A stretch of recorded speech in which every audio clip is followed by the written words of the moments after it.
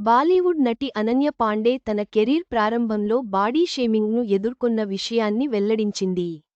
Chicken legs, అగ్గిపుల్ల అంటూ తన శరీరాన్ని విమర్శించారని ఆమె తెలిపింది. సినిమా తారలు కూడా మనుషులే. వాళ్లకి మనసు ఉంటుంది. వాళ్లపై ఇష్టం వచ్చినట్లుగా కామెంట్ చేస్తే ఆ మనసు బాధపడుతుంది. కానీ కొంతమంది మాత్రం ఇవేవి పట్టించుకోకుండా హీరోయిన్లపై ఇష్ట వచ్చినట్లుగా కామెంట్ చేస్తుంటారు. ముఖ్యంగా వాళ్ల శరీర సౌష్ఠవంపై రకరకాలుగా మాట్లాడుతుంటారు. ఇవన్నీ తట్టుకొని నిలబడితేనే మనం మన కెరీర్లో విజయం సాధిస్తాం అని చెబుతోంది బాలీవుడ్ బ్యూటీ అనన్య పాండే.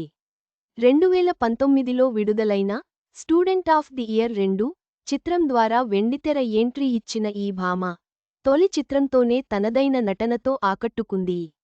రాఖీ ఔర్ రాణి కీ ప్రేమ్ కహానీ, పతి పత్ని ఔర్ వో ఖాలీ పీలీ, గెహ్రయాన్, డ్రీమ్ గర్ల్ 2, ఖో గయే హమ్ కహాన్, బాడ్ న్యూజ్, ఖేల్ ఖేల్ మే, సిటిఆర్ఎల్ చిత్రాలలో స్టార్ హీరోయిన్గా మారింది. అయితే తన కెరీర్ తొలినాళ్లలో చాలామంది హీరోయిన్లలానే తాను కూడా బాడీ షేమింగ్కు గురయ్యాయని చెబుతోంది అనన్య. తాజాగా ఆమె ఇంటర్వ్యూలో మాట్లాడుతూ, నేను 18-19 ఏళ్ల వయసులో ఇండస్ట్రీలోకి ఎంట్రీ ఇచ్చాను. ఆ సమయంలో నేను చాలా సన్నగా ఉన్నాను. దీంతో చాలామంది నా శరీరంపై కామెంట్స్ చేశారు. కోడి కాళ్ళు, అగ్గిపుల్లలా ఉన్నావంటూ నా బాడీపై విమర్శలు చేసేవారు.